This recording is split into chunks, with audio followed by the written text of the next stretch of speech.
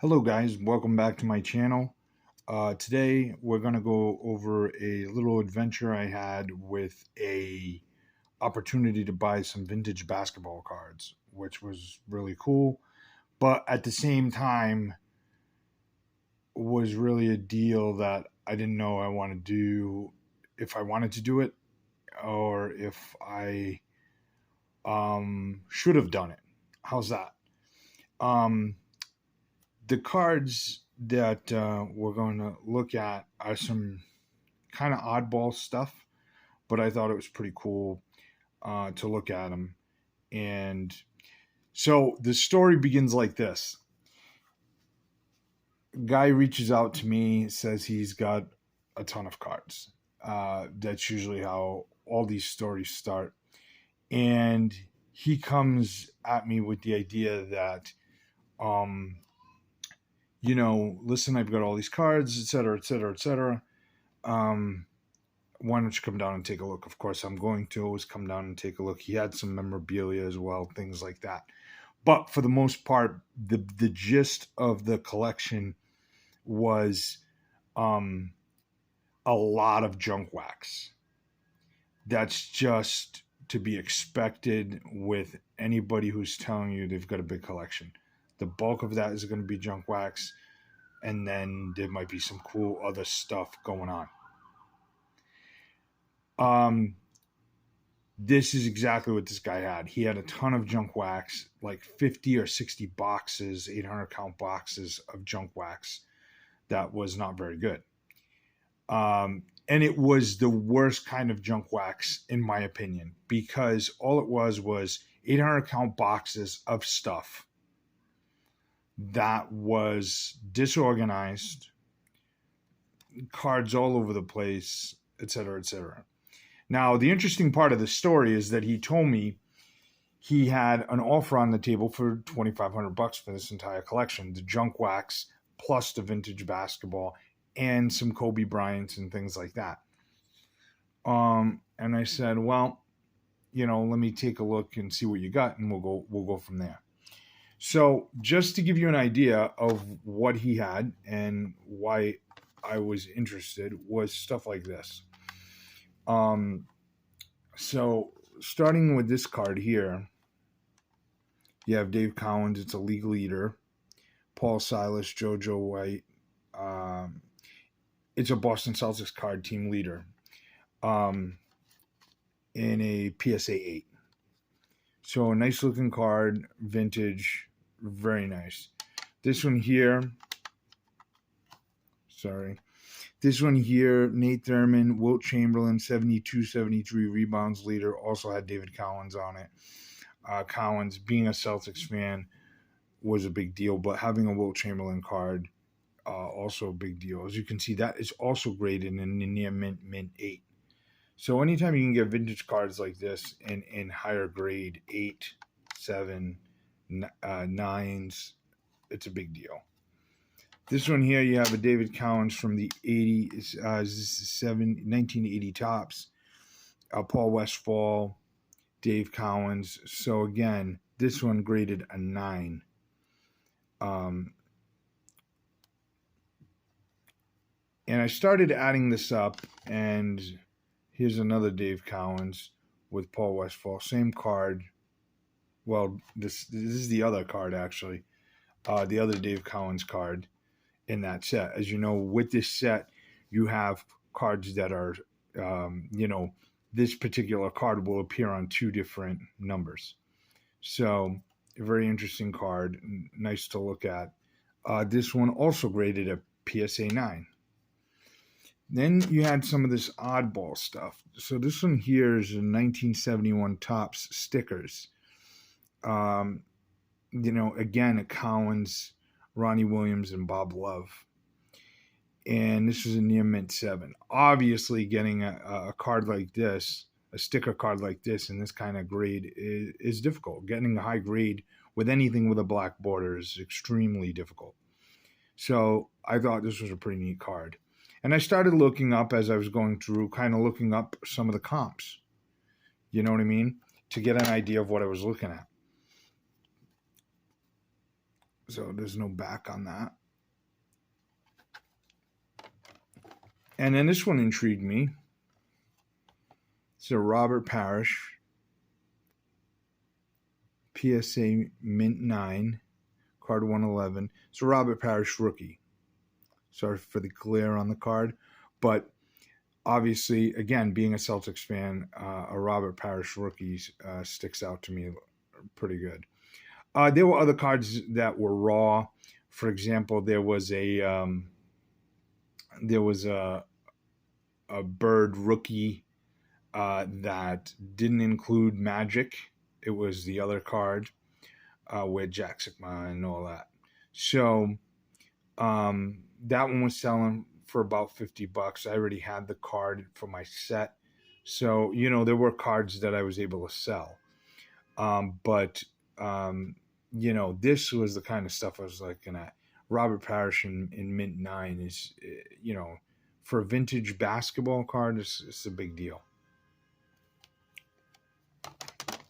And then there was even cooler things like this. So these are bigger cards. This one here, I don't know much about the set, but it's the 1976 Buckman's discs. So you have Nate Archibald, big time Celtics player, also played for the Kansas City Guards, for Kansas City rather. And this one's in a Gem Mint 10. And I had never seen these before, so I thought they were incredibly cool. Connie Hawkins, again, Gem Mint 10.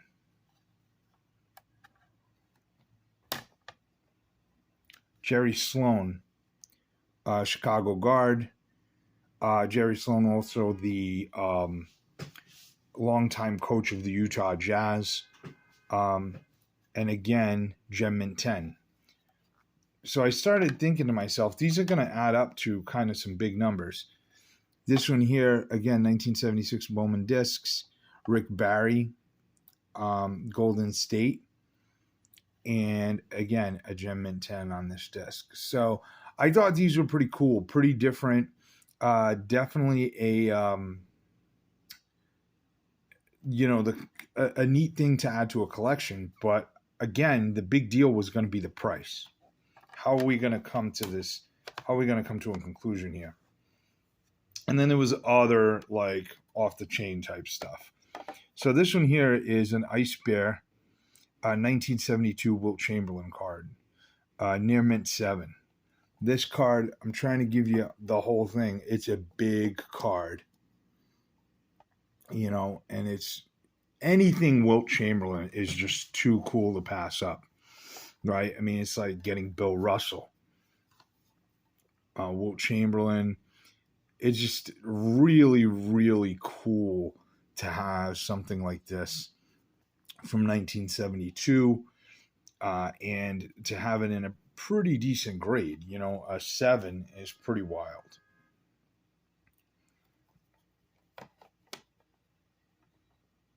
We're back to John Havelich. 1973 NBA Players Association Postcard, excellent to Mint 6. And again, this is a really cool thing, John Havlicek. So they came with a bunch of these that were postcards from, I guess, 1976. I'm sorry, 1973. The basketball just has such a cool vintage look.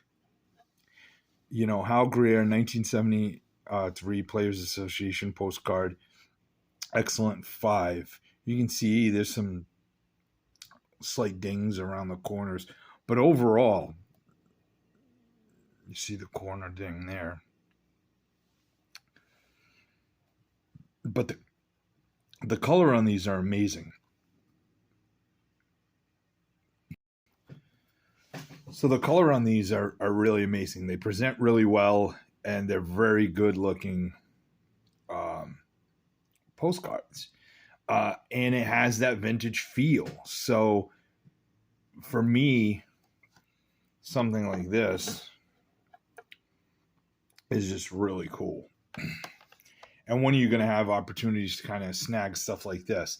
So there are a number of these postcards already graded. This one is an excellent to mint 6. Lenny Wilkins. You know what I mean? Just too cool for school, if you will. Beautiful looking stuff. I'm just trying to go through a little bit more quickly here. 1970. Whoops. Having a little bit of a problem. Sorry about that. So this one here is a 1973 Willis Reed postcard. A beauty. Again, you look at the reverse. Just really neat.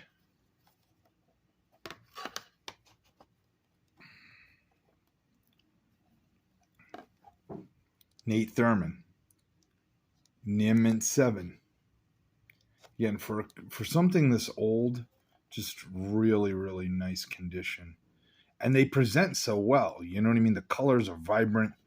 There's a little bit of a fraying along the edges and the corners, but for something that old, it's kind of a big deal. And very cool that PSA grades these.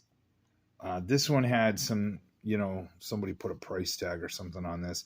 This needs a little bit of Goo-Gone to get rid of that, which will inevitably scratch this up. But 1973 Wes Unfeld, again, Unsold, excellent to mint 6. Again, beautiful looking card, or postcard, if you will.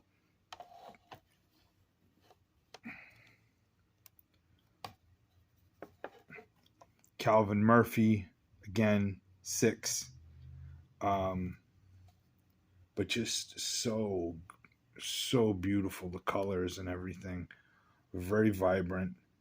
I know it's not 1950s or 1960s vintage, but it's very nice. And it's kind of when the NBA was starting to come into its own. I don't think it really would come into its own until the 70s, but until the 80s, and you had all those great players at the same time. But certainly the league was starting to take shape. You had the ABA, added a bunch of teams, so it was kind of very cool. So this one, again, a 6 Chet Walker postcard.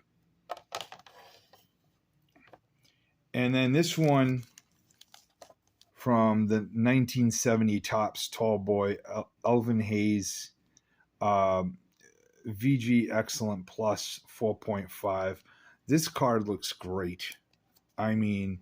Listen, PSA grades the way PSA grades, good for them. I love it. I'm not a big grader guy. I grade cards here and there, but I like to purchase them graded. Saves me a big headache. But you can always find some pretty good cards raw and maybe grade them. So, but this is certainly a really beautiful card and part of that collection. So I'm going to finish it up by saying this. So the deal was this. The guy he said he had an offer on the table for $2,500 for everything. So these cards here, there was a Michael Jordan 1994 Upper Deck set with all 100 cards. There were a couple of Kobe Bryant early year cards, mid 90s to late 90s. So he had a lot of junk.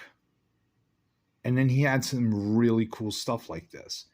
And like I said, there were some other collectible things. There was a really nice Ted Williams framed picture. There was a Michael Jordan framed picture. There was a Bill Russell, Wilt Chamberlain framed picture. Unfortunately, it was not signed. So there was some cool stuff that I was able to sell and help make the money back.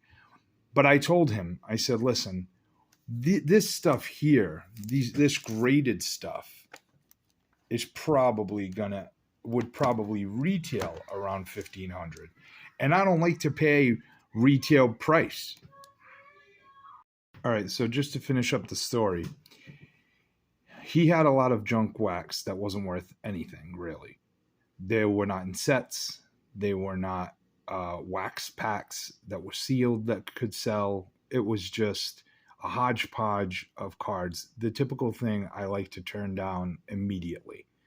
He's like, well, that you could find a card in there that's worth a lot of money. I'm like, no, the cards that are worth a lot of money I'm looking at. I said, this stuff would probably retail somewhere between 15 and 2,000. And so I would never pay more than 15. And I said that mostly because he already had an offer on the table for 2,500. I knew I wasn't going to go to 2,500. So I told him, I said, 15 would be my bottom line price. And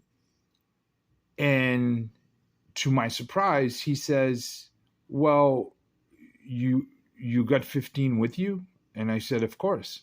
I came with the idea of possibly buying this collection. So I bought it. And I didn't know if I was making a good buy at the time. The Jordan set sells for $200 to $300. It's a 94 upper deck Jordan set. And some of these cards, I'm sure, the Robert Parrish in a 9 sells for at least at the time $300 to $400, and so on and so forth. So, here's the deal. I purchased this with the intent of keeping these cards and putting in my personal collection. So I knew that I was not going to have a lot of stuff for resale and to be able to quickly make that money back. So I made some money back, but not a lot. But I figured I was keeping these cards, and these were good investment cards.